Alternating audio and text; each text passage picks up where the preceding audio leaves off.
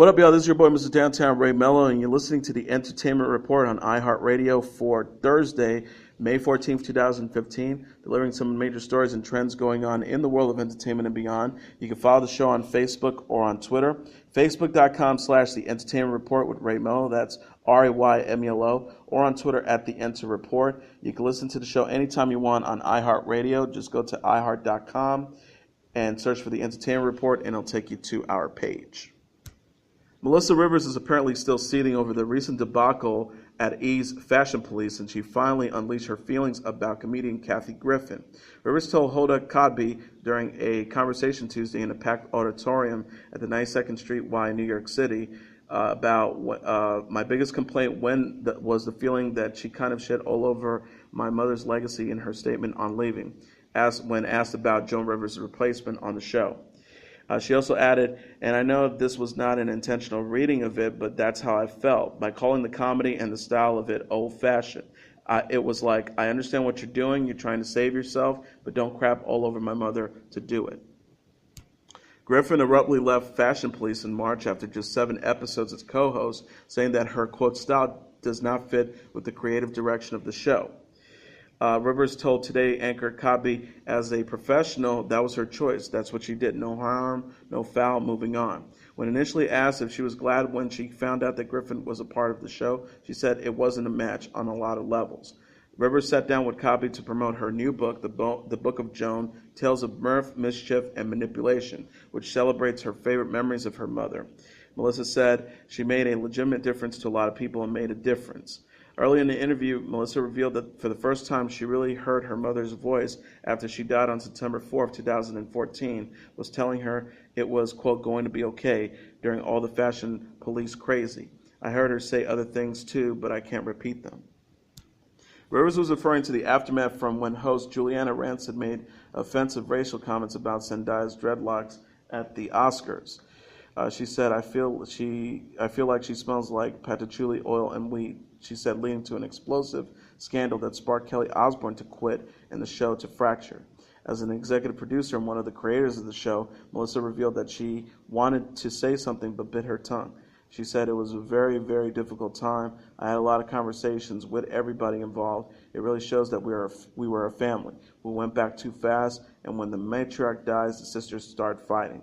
She also added, it was extremely frustrating as I had to keep my eye on the franchise and the legacy of it and not get involved in the personal. The debacle also destroyed her last connection to Joan.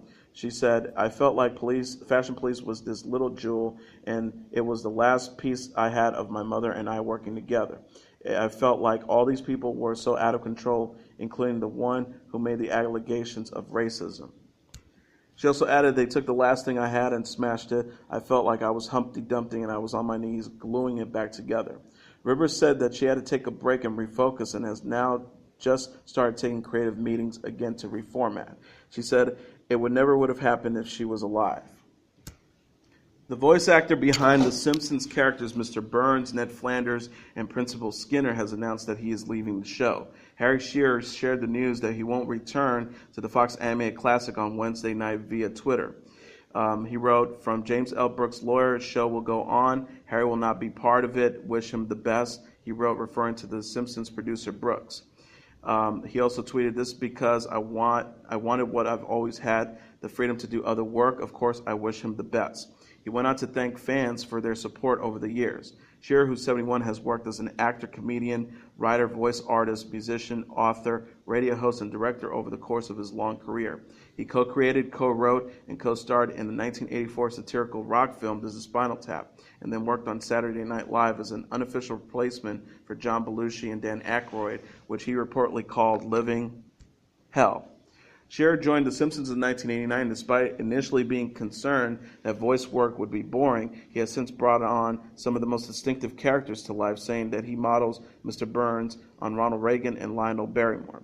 Fox renewed The Simpsons for an incredible 27th and 28th season earlier this month. All in all, this will take the series to 625 episodes. This season, The Simpsons is averaging a 2.7 ratings out of 8 share among adults 18 to 49 and 6 million total viewers, per Nielsen's most current numbers, which incorporates live plus 7-day viewing where available, and has won 31 Emmys.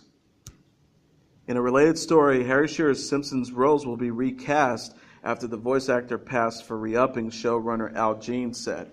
The Simpsons producer said in a statement provided to the Wrap that Shearer was, quote, offered the same deal as the rest of the cast accepted and passed. Jean added that Shearer's characters will be, quote, recast with the finest voice-over talents available in a statement to the New York Times. Jean said then jokingly, the show will go on and we wish him well. Maggie took it hard.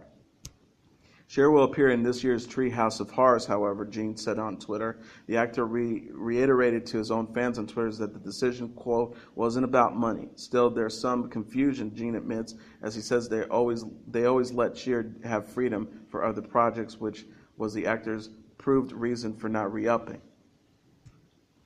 Hollywood yawned, stretched, and then hit the luxurious pavements of the French Riviera on Thursday, one step closer to aligning with the new time zone as Day 2 of the Cannes Film Festival got underway. Never underestimate the power of a good night's rest. It can humble the likes of Tom Hardy. Turning up for a photo call and press conference for Mad Max Fury Road, Hardy apologized for his long-rumored frustration on the set of the desert epic. Hardy told reporters, for several months, I think the most complicated, most frustrating thing was trying to get to know what George wanted me to do at any given minute so that I could fully transmute his vision.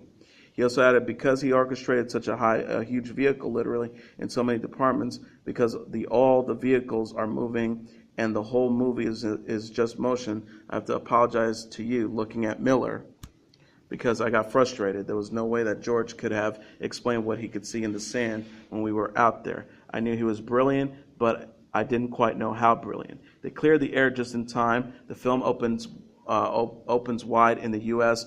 on Friday. As for other Day 2 action, the coverage of the social scene in Cannes has been fraught with worry over a lack of excessive bashes and the social microeconomy that pops up around major festivals.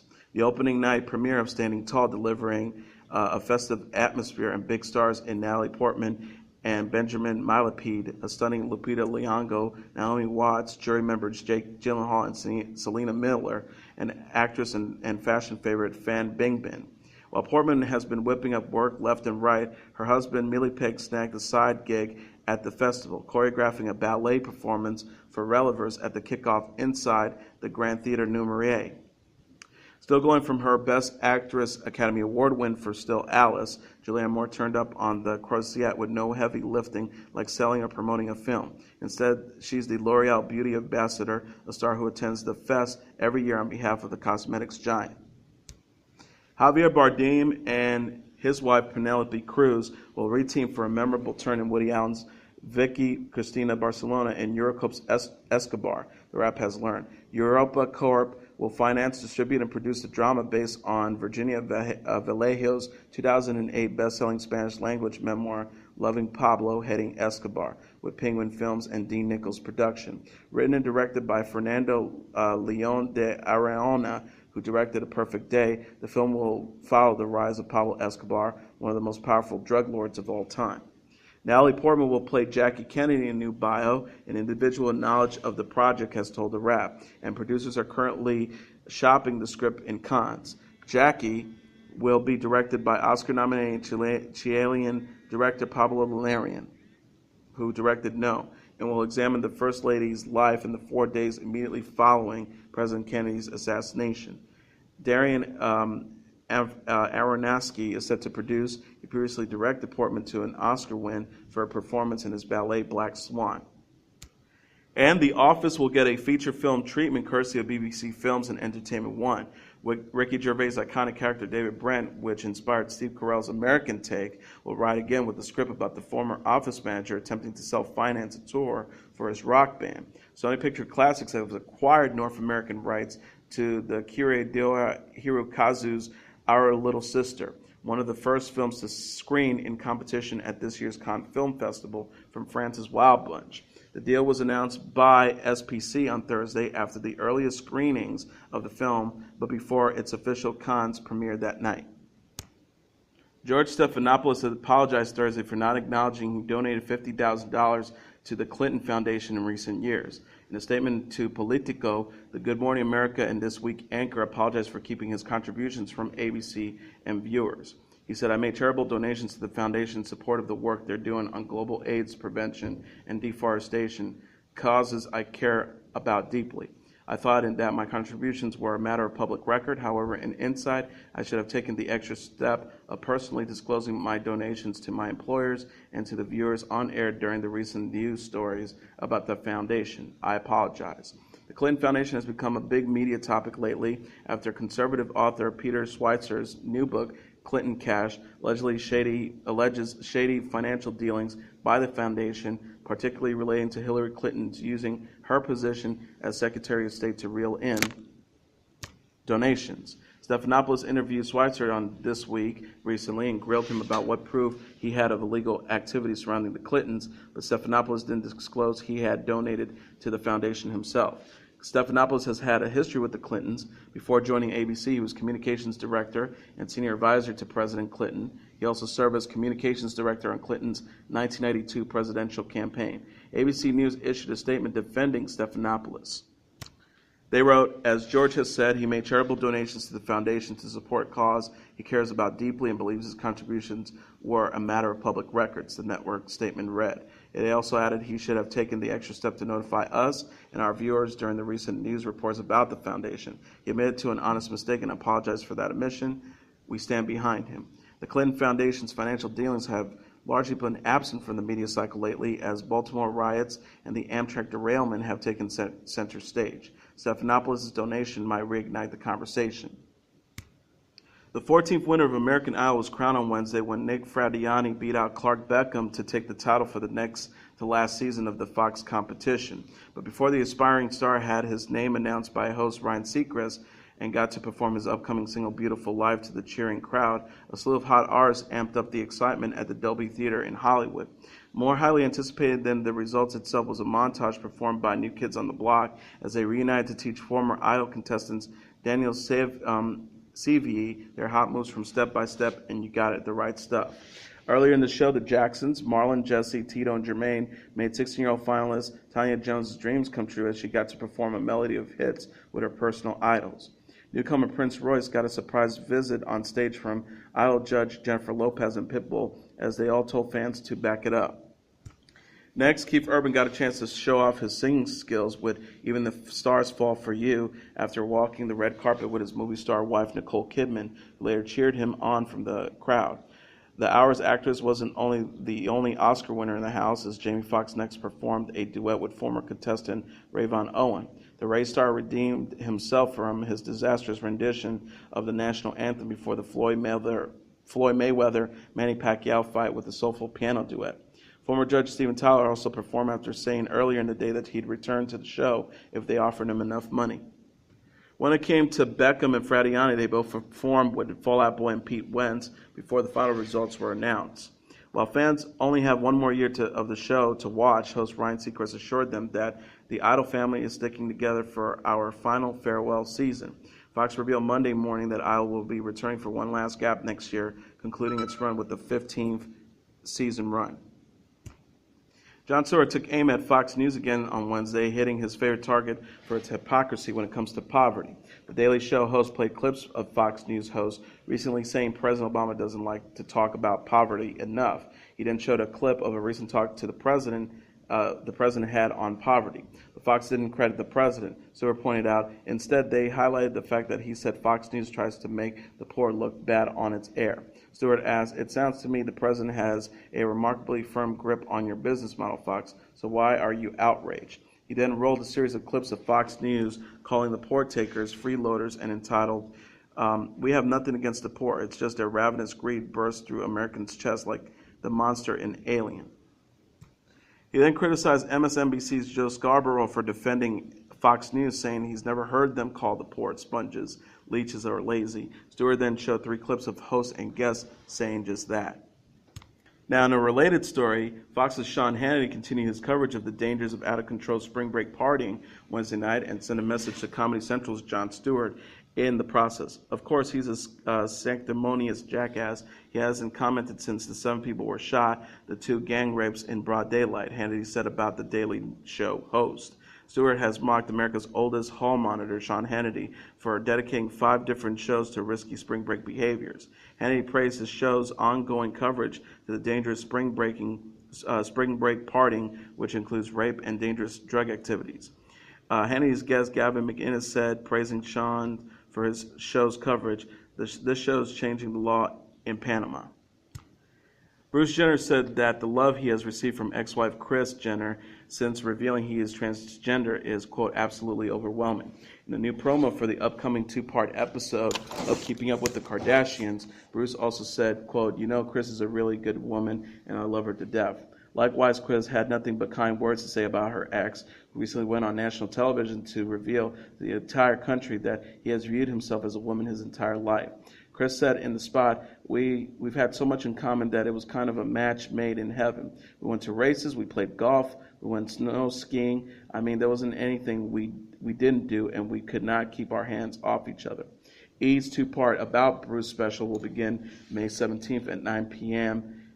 Eastern Standard Time. Part 2 will air May 18th at 9 p.m. Eastern Standard Time as well. In addition to the 2-part special, an 8-episode documentary series showing Bruce's new life as a transgender woman will debut July 26 at 9 p.m. on E as well. And finally, Miley Cyrus pulled off one of her most shocking performances yet at the Adult Swim Upfront party on Wednesday night, risking another nipple slip. She gyrated in a transparent butterfly outfit and pasties and asked the crowd at Terminal 5 in Manhattan if they were high. Cyrus says, you're going to be at a show where I'm dressed as a fucking butterfly and not be high. I'm down to share. According to social media reports, the former Hannah Montana star proceeded to light up a joint and invite the media-heavy crowd to smoke with her. One Instagram user wrote, we are changing the world. We're in the process of it right now. There's a real world out there and some people need our help. The Wrecking Ball singer went on to prance up the stage, flapping her wings and sing Lick My Pussy, Lick My Neck, Lick My Back from Kaya's rap hit, My Neck, My Back. Cyrus also performed a new single from her upcoming album called Tiger Dreams with less filthy lyrics. The performance remained raunchy thanks to her being virtually topless and wearing skin-tight, shiny leggings. Her latest performance comes less than a month after she wore a body stocking and pasties backstage at Joan Jett's Rock and Roll Hall of Fame induction. And that's your entertainment report for Thursday, May 14th, 2015.